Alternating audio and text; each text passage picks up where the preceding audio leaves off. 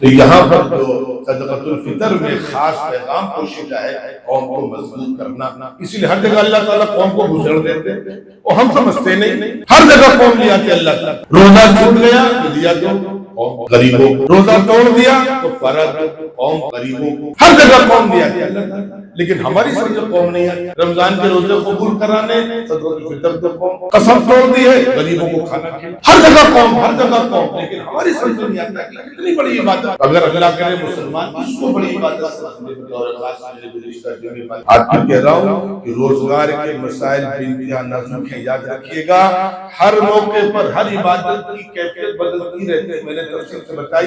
میں آج کہہ رہا ہوں کہ آج کے دور میں کسی بے روزگار کو روزگار سے لگا دینا عظیم عبادت، عظیم عبادت ہے، اللہ کے ولیوں کا کام ہے۔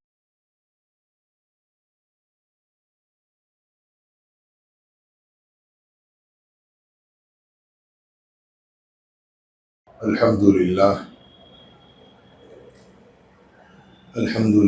رب العالمین والصلاة والسلام علی سید المرسلین محمد وآلہ وصحبہ اجمعین ومن تبعهم بإحسان إلى يوم الدين، أما بعد، أعوذ بالله من الشيطان الرجيم، بسم الله الرحمن الرحيم، وَلِتُكَبِّرُوا اللَّهَ عَلَى مَا هَدَاكُمْ وَلَعَلَّكُمْ تَشْكُرُونَ، صدق الله العظيم۔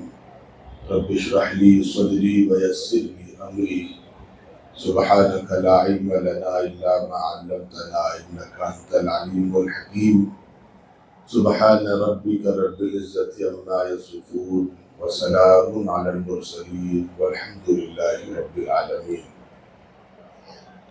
قابل احترام بزرگوں، عزیز دوستوں،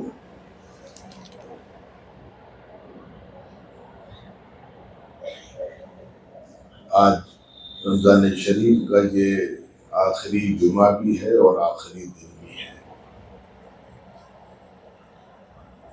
بعض چیزیں جب انسان کے تجربات میں آتی ہیں تب سمجھ میں آتی ہیں۔ قیامت کی علامتوں میں سے ایک علامت یہ ہے کہ اللہ تعالیٰ قیامت سے پہلے برکت کو اٹھا لیں گے، برکت تقریباً کم ہو جائے گی یا ختم ہو جائے گی۔ ہمیں نہیں یاد آتا کہ رمضان شریف کتنی جلدی گزر گئے۔ پہلا جمعہ اتفاق سے اس رمضان میں 5 جمعے بھی ہم کو ملے، لیکن اتنی تیزی سے یہ مقدس مہینہ گزر گیا، یقین نہیں ہوتا ہے۔ یہ ہے وقت کی بے برکتی، ایک مہینہ چٹکیوں میں گزر گیا۔ زندگی میں اسی انداز سے بے برکتی ہے۔ آج بہت سے لوگ ہیں کہ جن کی ماشاءاللہ ماہانہ آمدنی 1 لاکھ روپے 1.5 لاکھ روپے تک ہے، لیکن اس میں برکت نہیں ہے۔ مولوی صاحب 15,000 روپے میں جیسے تیسے زندگی گزارتے ہیں۔ مولوی صاحب بھی شکایت کرتے ہیں کہ بڑے مسائل ہیں، اور 1.5 لاکھ روپے والا بھی شکایت کرتا ہے کہ بڑے مسائل ہیں۔ یہ ہے پیسے کی بے برکتی۔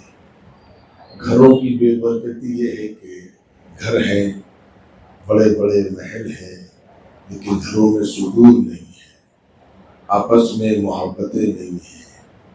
بیٹے کو باپ سے شکایت ہے، باپ کو بیٹے سے شکایت ہے، بھائی بھائی سے الگ ہے۔ بلکہ یہ وقت کی، مال کی، روزی کی یہ ساری بے برکتی ہے جو قیامت کی علامتوں میں سے ایک علامت ہے۔ اللہ کرے کہ ہم کو روزی کی برکت بھی عطا ہو، وقت کی برکت بھی عطا ہو، اور دنیا جہان کی ساری برکتیں اللہ ہم کو عطا فرمائے۔ سب سے بڑا مسئلہ ہمارے لیے ہر جمعے کو یہ ہوتا ہے کہ ہم مضمون کا سلیکشن جب کرتے ہیں تو بہت کئی الجھنوں سے گزرتے ہیں کہ کس مضمون پر بات کی جائے۔ یوں تو میری عادت ہے کہ جو بھی کرنٹ معاملہ ہے اسی پر ہم بات کرتے ہیں۔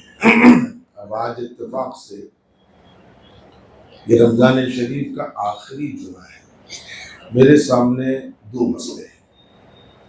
میں بہت ساری باتیں آپ سے کرنا چاہتا ہوں، لیکن پریشانی یہ ہے کہ مجمع دو طریقے کا ہے۔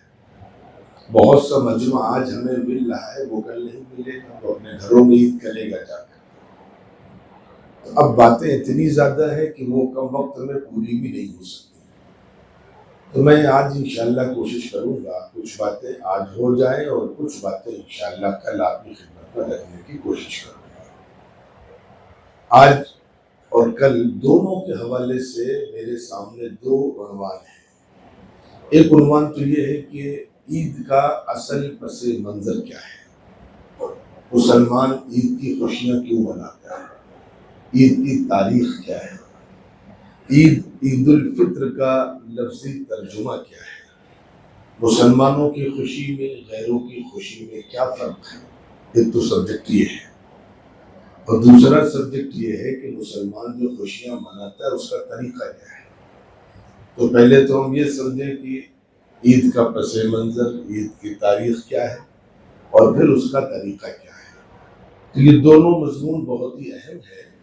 میں انشاءاللہ کوشش کروں گا کہ کسی حد تک دونوں باتیں آج آپ کی خدمت میں آ جائیں، اور جو رہ جائیں گے تو انشاءاللہ کل آپ سے اس حوالے سے بات کرنے کی کوشش کروں گا۔ سب سے پہلے یہ بات مجھے کل بھی کرنی ہے، کیونکہ کل مجمع بہت سا ایسا ہے جو دور دراز علاقوں سے آتا ہے، لیکن آج آپ سے اس لیے کر رہا ہوں کہ کل بہت سے لوگوں سے ملاقات نہیں ہوگی۔ یہ دو لفظ مل کر کے ایک سینٹنس بنتا ہے عید الفطر، جو ہمارے یہاں یہ کہیے کہ اسے بعض علماء نے اسے چھوٹی عید کہا ہے اور عید الاضحیٰ کو بڑی عید کہا ہے، لیکن چھوٹی بڑی کا اس وقت ہمیں کوئی تذکرہ نہیں کرنا ہے۔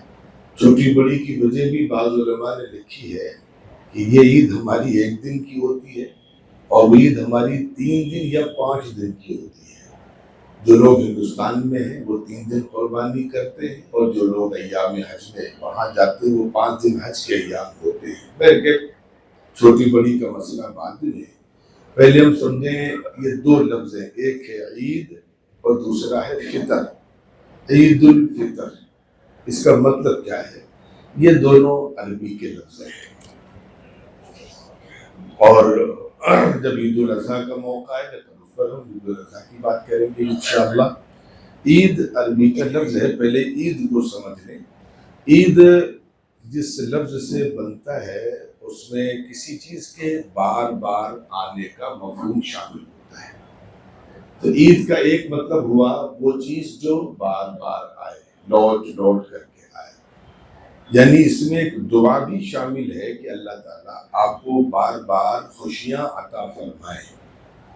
تو عید اس کا لفظی ترجمہ بار بار آنے والی چیز، اور اس کا ایک عرف میں ترجمہ یہ ہوگا وہ خوشی جو مسلمانوں کو اللہ تعالیٰ بار بار عطا فرماتے ہیں۔ اب آگے دوسرا لفظ ہے الفطر، دونوں ملا کر کے عید الفطر بنتا ہے۔ فطر اگر آپ ذرا سا سمجھنے کی کوشش کریں تو تھوڑا سا آسانی ہو جائے گی۔ شام کو اللہ کے فضل و کرم سے ہم لوگ روزانہ افطار کرتے ہیں۔ افطار اور فطر دونوں تقریباً ملتے جلتے لفظ ہیں۔ افطار کے معنی ہوتے ہیں ناشتے کے، کھانے کے۔ فطر کے معنی بھی کہ وہ ناشتہ، وہ کھانے کا نظام جو آپ نے 1 مہینے آپ کو اللہ تعالیٰ کے حکم سے رکنا پڑا تھا، آج اللہ کے فضل و کرم سے آپ کو اجازت مل رہی کہ آپ کھا پی سکتے ہیں۔ کھانے پینے کی خوشی کا دن، یہ ہو گیا عید الفطر کا لفظی ترجمہ۔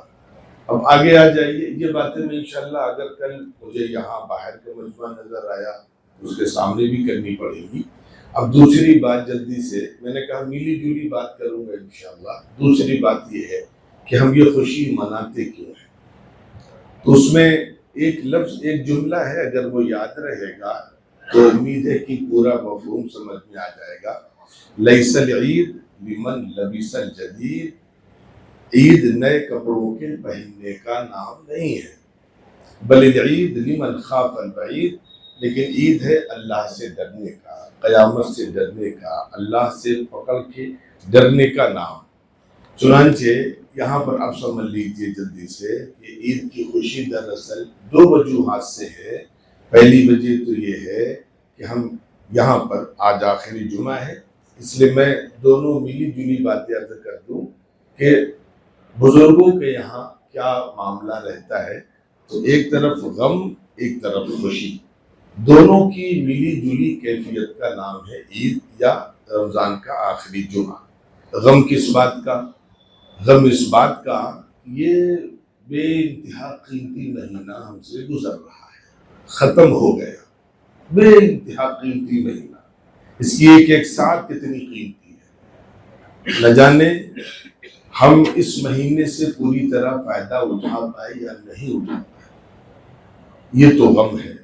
اور خوشی اس بات کی ہے کہ اللہ کی ذات گرچہ ہم بڑے گنہگار ہیں لیکن اللہ کی ذات بڑی رحیم ہے، ہمیں اللہ سے امید ہے کہ اللہ نے ہم جیسے بڑے گنہگاروں کو بھی اللہ تعالیٰ نے اس مقدس مہینے میں معاف کر دیا ہوگا، ہم معاف کر دیے گئے، یہ خوشی ہے۔ اسی لیے ایک مبارک بات وہ ہے جو ہم ایک دوسرے کو دیتے ہیں، مبارک ہو مبارک ہو۔ ابھی شام سے ہی واٹس ایپ پر، سوشل میڈیا پر طرح طرح کے میسیجز آنے شروع ہو جائیں گے، ہم آگے یہ نہیں کرتے کیا مبارک ہو، لیکن اگر حدیث پڑھیں تو فرشتے بھی مبارکباد دیتے ہیں۔ صبح انشاءاللہ کل لاکھوں کروڑوں کی تعداد میں اللہ کے حکم سے فرشتے آسمانوں سے اتریں گے اور زمین میں پھیل جائیں گے، جانور بھی دیکھتے ہیں ان کو، ہم انسان نہیں دیکھ پاتے، ان کی باتیں نہیں سن پاتے، اور چوراہوں پر گلیوں پر کھڑے ہوں گے اور اللہ کے بندوں کو مبارکباد دیں گے۔ وہ یہ نہیں کہیں گے کہ تمہیں نیا لباس مبارک ہو، نئی ٹوپی اور نیا جوتا اور نئی گھڑی اور نئی شیروانی مبارک ہو، وہ مبارکباد دیں گے کہ جاؤ اس مالک کے دربار میں جو بہت معاف کرنے والا ہے، بہت بخشنے والا ہے، بہت قبول کرنے والا ہے۔ پھر اللہ تعالیٰ اپنے ان فرشتوں کو گواہ بنا کر کہتے ہیں کہ فرشتوں، جس مزدور نے پوری مزدوری کر لی اس کے ساتھ کیا سلوک کیا جائے؟ تو فرشتے کہتے ہیں اللہ اس کو پورا بدلہ دیا جائے۔ تو اللہ کہتا ہے یاد رکھنا ہم نے ان کو معاف کر دیا ہے، ان کی دعائیں قبول کر لی، ان کے روزے قبول کر لیے، ان کی عبادتیں قبول کر لی۔ تو اصل عید ہے معافی کا نام، کہ ہم بخش دیے گئے، یہ اصل عید ہے، نہ کہ بس نیا لباس پہن لینا اسی میں۔ اب یہاں پر آ جائیے، تھوڑا سا بات پھیل رہی ہے، میں نے سے پہلے بیٹھ گیا، اب میں بات کو دوسرے رخ پر لے جاؤں گا تاکہ بات پوری ہو جائے۔ اگر بائی دا وے ہمارے کسی کے ذہن میں نئے لباس کا عید نام ہے تو میں ڈرتے ہوئے کہہ رہا ہوں اللہ تعالیٰ ہم سب کو ایسی آزمائشوں سے محفوظ فرمائے۔ پھر تو یقین جانیے کہ آج کے دن صرف پیسے والوں کی عید ہوگی، ہزاروں غریب ایسے جن کو آج کے دن بھی نیا لباس نہیں میسر ہے، بالخصوص غزہ کے بچوں کی تو عید ہے ہی نہیں، اس لیے کہ وہ تو نیا لباس چھوڑیے، ان کو تو کھجور تک بیچاروں کو میسر نہیں ہے۔ تو پتہ چلا کہ نئے لباس کا ہماری خوشی سے کوئی تعلق نہیں۔ ہاں نیا لباس اللہ نے دیا ہے تو ضرور پہنیں، خوشی منائیں، اللہ تعالیٰ خوش ہوتے ہیں، لیکن صرف یہ سمجھنا کہ شیروانی اور ٹوپی اور کرتے کا نام عید ہے تو یہ غلط فہمی ہے۔ تو اللہ کرے کہ ہم دو چیزیں ہم نے آپ کے سامنے رکھی ہیں، یہ دونوں چیزیں ہم سمجھنے والے بنے۔ اب جو فرق ہے وہ بعد میں اگر وقت ملا تو انشاءاللہ اس کو رکھنے کی کوشش کریں گے۔ اب ہمیں میرے پاس 2-4 گھنٹے ہیں، ہم آپ کے پاس رات ہے اور کل صبح تک یہ وقت ہم کو کیسے گزارنا ہے اس کو ذرا سمجھ لیں۔ پہلی چیز تو میری گزارش یہ ہے کہ یہ جو وقت بچا ہے اگر ہو سکے 2-3 گھنٹے کی بات ہے اس کو مسجد میں گزار دیں، کہیں مت جائیں، کوئی واجب فرض نہیں ہے، عبادت کے لیے، اور اللہ سے خوب دل لگا کر کے دعائیں مانگیں۔ رمضان کی جو ناقدری ہوئی ہے اللہ سے دعائیں مانگیں، اللہ تعالیٰ معاف کرنے والا ہے۔ تو یہ وقت بے انتہا قیمتی ہے۔ اس وقت کے بعد مغرب کی اذان ہوگی انشاءاللہ، رمضان شریف کا دائرہ ختم ہو جائے گا، 70 گنا ثواب کا جو ٹائم ہے وہ کٹ جائے گا۔ جو خرچ کرنا ہے ابھی 2-4 گھنٹے میں خرچ کر دیں، جس کو دینا ہے، اگر نہیں پہنچا پا رہے ہیں تو نکال کر کے الگ اس پر نام لکھ کر کے رکھ دیں، اپنے اکاؤنٹ سے یا اپنے اپنی سیف سے جہاں سے بھی، تاکہ وہ جو 70% والا ابھی جو ایک اللہ کی طرف سے اسکیم چل رہی 70% والی منیمم، وہ مغرب کی اذان ہوتے ہی ختم ہو جائے گی۔ تو جتنا عبادت کر سکتے ہیں، جو خیرات کر سکتے ہیں، جو صدقہ کر سکتے ہیں، وہ جلدی جلدی کر لیں، تاکہ کہتے ہیں کہ اخیر میں بھی اگر ہمارا معاملہ بن جائے تو ہم بڑے کامیاب ہیں۔ پھر آئے گا مسئلہ رات کا۔ اب رات کو ہم نے بالکل تماشے میں گزار دیا ہے۔ اس رات کا ایک خاص نام ہے، وہ نام ہے لیلۃ الجائزہ، جس کو ہم چاند رات کہہ دیتے ہیں۔ عربی میں اس کا چاند رات نام نہیں ہے، اس کا نام ہے، اگر اردو میں ترجمہ کریں، انعام کی رات۔ چاند رات تو 12 مہینے آتی ہے، یہ رات بطور خاص انعام کی رات ہے، اور کل کا دن انعام کا دن، رات انعام کی، اور کل آنے والا دن جو عید کا انعام کا دن ہے۔ تو آج رات بھی جو لوگ عبادت کریں گے، نہیں کر سکتے پوری رات عبادت، تو 2 کام کر لیں، مغرب، عشاء اور فجر با جماعت پڑھیں، اور گناہ سے بچ لیں۔ گناہ کیا ہے؟ بازار مت جائیں آج کی رات۔ اللہ تعالیٰ معاف کرے اس قوم کو، نہ جانے کیا ہو گیا ہے کہ جب انعام بٹ رہا ہے تو ہم غائب ہیں۔ جس نے بازار کر لی، بہت ضروری ہے، چوک نخاس مت جائیں، منشی کلیا سے کر لیں۔ زیادہ وقت اللہ سے مانگنے، اللہ دے رہا ہے، مغرب بعد دعائیں مانگیں، عشاء کے بعد گھر جائیں بالکل، لیکن زیادہ وقت اگر ہو سکے تو انعام لینے دیں۔ تو سمجھیے کہ اللہ کی طرف سے خزانے پھینکے جا رہے ہیں، آپ دامن میں بھر لیجئے۔ اب یہ خزانے پھینکے جا رہے ہیں، ہم اس کو سمیٹ نہیں رہے، کہیں اور جا رہے ہیں، تو ہم سے بڑی کیا بد نصیبی ہوگی۔ اور اس میں آپ سے میری گزارش ہے کہ خدا کے واسطے، چونکہ پوائنٹس بہت ہیں، جلدی کر رہا ہوں میں، ایک گزارش آپ سے یہ ہے کہ اپنے گھر کی بچیوں کو خدا کے واسطے آج گھر سے نکلنے نہ دیں، گھر پہ رکھیں۔ تمہاری جو ضرورت ہم لے کر کے آئیں گے، نہ جانے اس قوم کو کس کی نظر لگ گئی ہے، اللہ تعالیٰ حفاظت فرمائے۔ ہم نے وہ ناقدری، وہ بدتمیزی، وہ مذاق، وہ تماشا دیکھا ہے رمضان کا، اور خاص طور پر رمضان کے اخیر عشرے کا، پھر رمضان کی شب قدر کی تاثراتوں کا، اور بالخصوص آج چاند کی رات کا۔ ہماری بیٹیاں، ہماری قوم کی بچیاں، جوان بچیاں آج بازار جائیں گی، چوک میں، نخاس میں، وہاں پر کچھ شہدے اور کچھ یوں کہہ لیے زنخے وہاں پر سڑک کنارے بیٹھیں گے، اور ہماری ایک میرا بھائی ہے، میرا بچہ ہے، اگر کسی کی بہن کو کوئی ایک ذرا سا نظر اٹھا کر دیکھ لے تو اس کا خون کھول جاتا ہے۔ لیکن آج دیکھیے جا کر کے ضمیر کہاں مر گیا بھائیوں کا، اور کہاں غیرت مر گئی باپوں کی، کہ وہ جاتے ہیں اپنی بیٹیوں کو لے کر کے، اور وہاں پر وہ بچیاں سڑک کے کنارے سینکڑوں کی تعداد میں لڑکے بیٹھے ہوتے ہیں، اس میں کچھ مسلمان ہیں، کچھ غیر مسلم ہیں، اور ان کے سامنے ان کے ہاتھوں میں اپنا ہاتھ دیتی ہیں جا کر کے، اور وہ مہندی لگاتے ہیں۔ یہ بدتمیزی عبادت کی رات میں ہوتی، اس قوم پر کہاں اللہ کی رحمتیں ہیں؟ ارے اپنے گھر میں مہندی لگا لو، بہت اچھی نہیں لگتی، جیسی لگتی ویسے لگا لو، یوٹیوب پر چیزیں پڑی وہ دیکھ کر لگا لو، اماں بٹیا کو لگا دیں، بٹیا اماں کو لگا دیں، لیکن یہ جو تماشا ہے، اللہ تعالیٰ معاف کرے، اس کی سزا ہم کو شاید مل رہی ہے۔ تو یہ رات بھر کے جلدی چلوں آگے، یہ رات انعام کی رات ہے، اس کو بٹورنے کی کوشش کریں، خرافات میں مت بات کریں۔ اس کے بعد کوشش کریں ہمارے یہاں دفتر میں یا کہیں بھی جلدی سے، چاہے آج ہی ممکن ہو، یعنی آخری درجہ ہے، صدقۃ الفطر ادا کر دیں۔ صدقۃ الفطر کی حضور پاک علیہ الصلوۃ والسلام نے 2 خاص وجہ بتلائی۔ پہلی وجہ یہ ہے، طہرا للصیام من الرفث، کون ہے جو یہ دعویٰ کرے کہ میرا روزہ بالکل صحیح ہوا ہے؟ کم از کم میں سب سے پہلے کہتا ہوں کہ میرا روزہ بالکل صحیح نہیں ہوا۔ جو روزے کے آداب تھے، جو روزوں کے حقوق تھے، جو روزے کی قدر تھی، اے اللہ ہم نے 1% نہیں ادا کیا، 100%، 1%، میں سب سے پہلے میں اپنے آپ کو شامل کرتا ہوں، اللہ 1% مجھ سے نہیں ہوا، رسم ادا ہوئی ہے، غفلت میں رمضان کا روزہ گزرا ہے، رمضان میں بھی ہم سے جھوٹ بولا گیا ہے، آنکھوں کا گناہ ہوا ہے، نفس کا گناہ ہوا ہے، بدگمانیاں ہوئی رمضان شریف میں بھی۔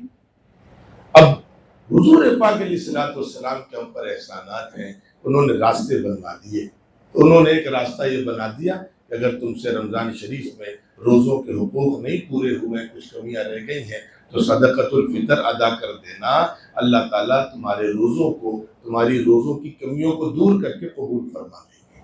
تو پہلی حکمت تو یہ ہے۔ اب یہاں پر صدقۃ الفطر کوشش کی جائے آج ہی ادا ہو جائے، تاکہ کل تک کم از کم، یہ بڑی ذمہ داری کا کام ہے. آپ لوگ یہاں سوسائٹی میں صدقۃ الفطر ادا کرتے ہیں، اس سوسائٹی کی ذمہ داری ہوتی ہے کہ وہ عید سے پہلے پہلے مستحقین تک اس کو پہنچا دے.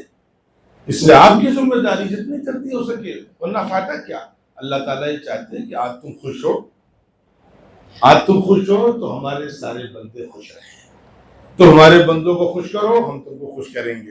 میں جب تیاری کر رہا تھا آج آپ کی خدمت میں حاضر ہونے کے لیے، تو میں اس کا نام ڈھونڈ رہا تھا لیکن نام ملا نہیں مجھے اس کو. ایک افریقن علاقے میں ایک امریکہ کا یا یورپ کا ایک شخص جو یوں کہہ لیجیے کہ ماہر بشریات، قبیلوں کی کیا صفات ہوتی ہیں. جیسے ہم کہتے ہیں نا گجراتی کی صفت میں بزنس ہے، فلانے کی صفت میں یہ ہے، فلانی مٹی میں یہ ہے. تو انہوں کو اس کی ایک عادت تھی ریسرچ کرنے کی. وہ ریسرچ کرتے کرتے ایک افریقہ کے علاقے میں گیا کہ قبیلوں کی خصوصیات دیکھیں، اور اس کا نام بھی تھا اوبنٹو. اس قبیلے کا ایک نام تھا اوبنٹو. وہ قبائلی لفظ ہوگا. اب بلکہ وہ جاتا ہے وہاں بچوں کو جمع کرتا ہے، اور جمع کر کے ایک پھل کی ٹوکری آگے رکھ دیتا ہے پیڑ کے نیچے. پھل کی ٹوکری، بھری ہوئی ٹوکری، اور قبیلے کے 20-25 چھوٹے چھوٹے بچے کھڑے. اس قبیلے نے کیسے اپنے بچوں کی تربیت کی، اسلام نے جو ہمیں خوبیاں دی تھی ہم فراموش کر بیٹھے. ان بچوں سے کہتا ہے تم میں دوڑ کا مقابلہ ہوگا، اور جو اس ٹوکری کے پاس پہلے پہنچے گا اس کو ایک ٹوکری پھلوں کی بھری ہوئی انعام میں ملے گی. وہ حیرت میں پڑ جاتا ہے.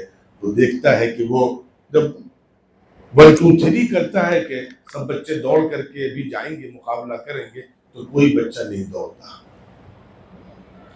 کوئی بچہ نہیں دوڑتا. سارے بچے ایک دوسرے کا ہاتھ پکڑ کر کے ایک ساتھ چلتے ہیں، اور سارے بچے ایک ساتھ ٹوکری تک پہنچتے ہیں، اور پھر سارے بچے اس ٹوکری کے مستحق ہو جاتے ہیں، اور سارے بچے ٹوکری کا پھل تقسیم کر کے کھاتے ہیں. تو بعد میں وہ بیچ میں جو ٹرانسلیٹر ہوتا ہے اس سے پوچھتا ہے کہ ان بچوں نے آخر ایسا کیوں کیا. تو ان بچوں نے جواب دیا کہ ہم میں سے کوئی کیسے خوش رہ سکتا ہے جب دوسرے لوگ تکلیف نہ ہوں. بچوں کو معلوم ہے کہ ہماری خوشی اصل تب ہے جب سب ہماری خوشی میں شامل ہو جائیں. تو صدقۃ الفطر کا اصل مقصد یہ ہے کہ آج اللہ کے سارے بندے خوش رہیں. اللہ کے سارے بندوں کو خوش رکھو گے انشاءاللہ العزیز، اللہ تعالی ہمارے رمضان جیسی قیمتی عبادتوں کو قبول فرما لیں گے. تو طہرا للصیام من الرفث، پہلا کام، پہلا مقصد یہ ہے کہ رمضان میں جو کمیاں رہ گئی ہیں ان کمیوں کو اللہ تعالیٰ دور فرما کر رمضان کی عبادتوں کو قبول فرما لے. اور دوسرا جو میں نے بتا دیا کہ غریبوں کی، مسکینوں کی، محتاجوں کی بھی خوشی کا انتظام ہو جائے. میں 1 منٹ میں، کل اس پر انشاءاللہ ہم تفصیلی گفتگو کریں گے، لیکن 1 منٹ میں آپ سے ہم جلدی سے بتلا دیں. یاد رکھیے گا کہ آج بھی مسلمان قوم اتنی مضبوط ہے، اللہ کا شکر احسان ہے، مسلمان قوم اتنی مضبوط ہے کہ اگر اس میں قومی جذبہ آ جائے، بس قومی جذبہ کہ ہمیں قوم کے لیے کچھ کرنا ہے، یہی شریعت کہہ رہی ہے.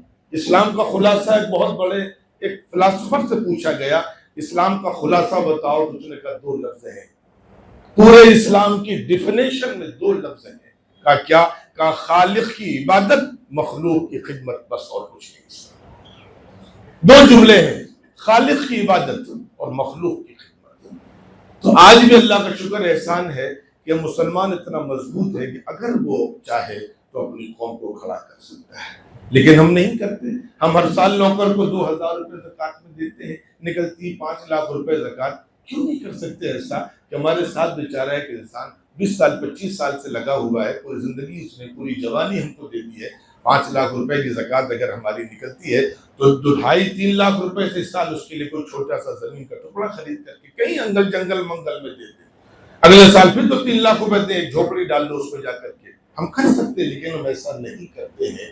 تو یہاں پر جو صدقۃ الفطر میں خاص پیغام پوشیدہ ہے قوم کو مضبوط کرنا. اسی لیے ہر جگہ اللہ تعالیٰ قوم کو گھسڑ دیتے ہیں اور ہم سمجھتے نہیں. ہر جگہ قوم لے آتے اللہ تعالیٰ. روزہ چھوٹ گیا فدیہ دو قوم کو، غریبوں کو.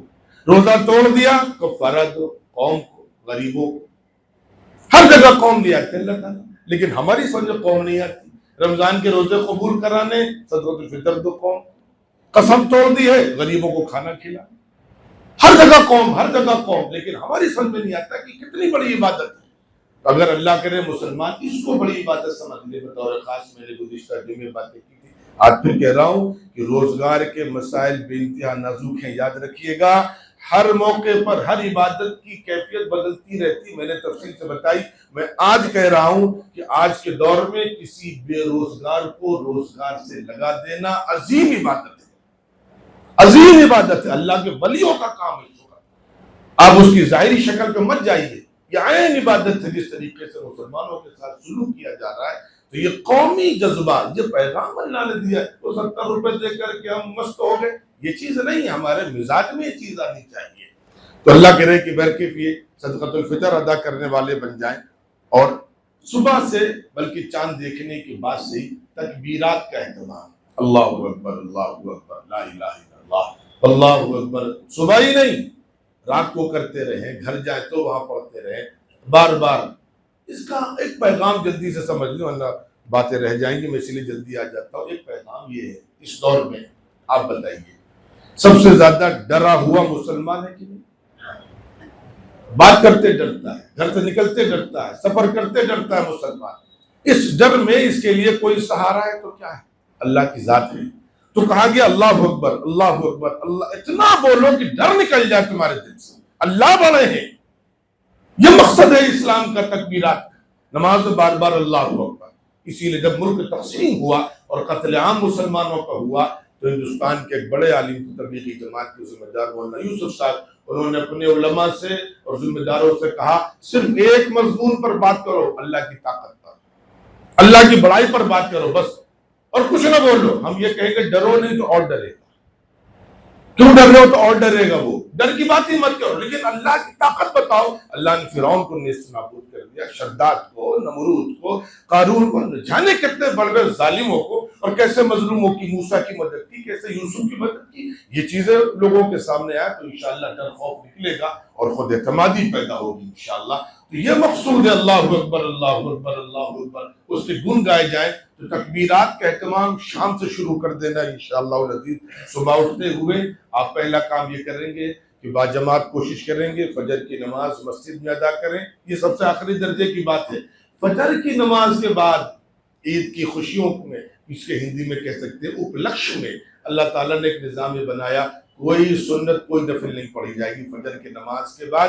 اس دن اللہ تعالیٰ نے اشراق ختم کر دی، آج خوشی کا دن ہے، جو بھی نفل پڑھ لی ہے عید کی نماز کے بعد پڑھیں گے۔ اسی لیے آپ حضرات سے گزارش ہے، مجھے امید ہے کہ آپ فجر کی نماز باجماعت ادا کریں گے، لیکن اللہ نہ کرے کسی کی فجر کی نماز باجماعت ادا نہیں ہوئی تو گھر ہی میں ادا کریے، عیدگاہ میں آ کر کے مت ادا کریے گا، ورنہ دوسرے لوگ کنفیوز ہوں گے۔ ادا کرنا جائز ہے لیکن دوسرے لوگ کنفیوز ہوں گے اور ہماری شخصیت بھی بگڑے گی، اچھا یہ بھی نماز چھوڑ کر کے آ رہے ہیں۔ تو بلکہ یہ کوشش کی جائے کہ عید کے دن خاص طور پر فجر کی نماز باجماعت ادا کی جائے۔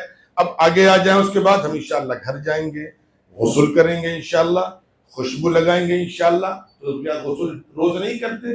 آج عبادت ہے، روز عادت ہے، آج عبادت ہے۔ روز غسل نہیں کریں گے کوئی گناہ نہیں، آج چھوڑ دیں گے گنہگار ہو جائیں۔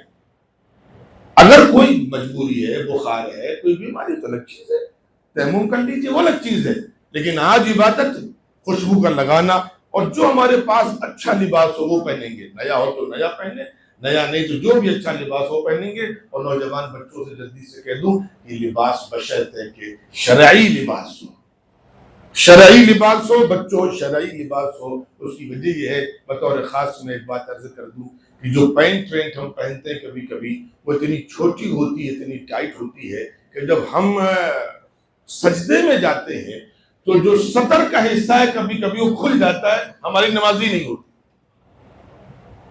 اس لیے خدا کے واسطے جہاں نیا اچھا لباس پہننا، اس میں اس کا خیال ہے کہ وہ لباس شرعی ہو، غیر شرعی لباس نہ ہو۔ اس کے بعد جب گھر سے نکلیں گے تو سنتیں بتلا رہا ہوں میں آپ کو، حضور پاک علیہ الصلوۃ والسلام کی عادت شریفہ تھی، کھجور کھا کر کے تشریف لے جاتے تھے۔ کل عید الاضحیٰ کی سنت الگ ہے، ملا نہ دیجیے گا، عید الاضحیٰ میں بغیر کھائے جانا سنت ہے، لیکن عید الفطر میں کچھ اگر کھجور میسر ہے تو طاق عدد میں کھا کر کے آنے کی کوشش کریں، 3 میں 5 میں 7 میں، جیسی بھی آپ کی صحت ہو، جو بھی آپ کو سہولت میسر ہو۔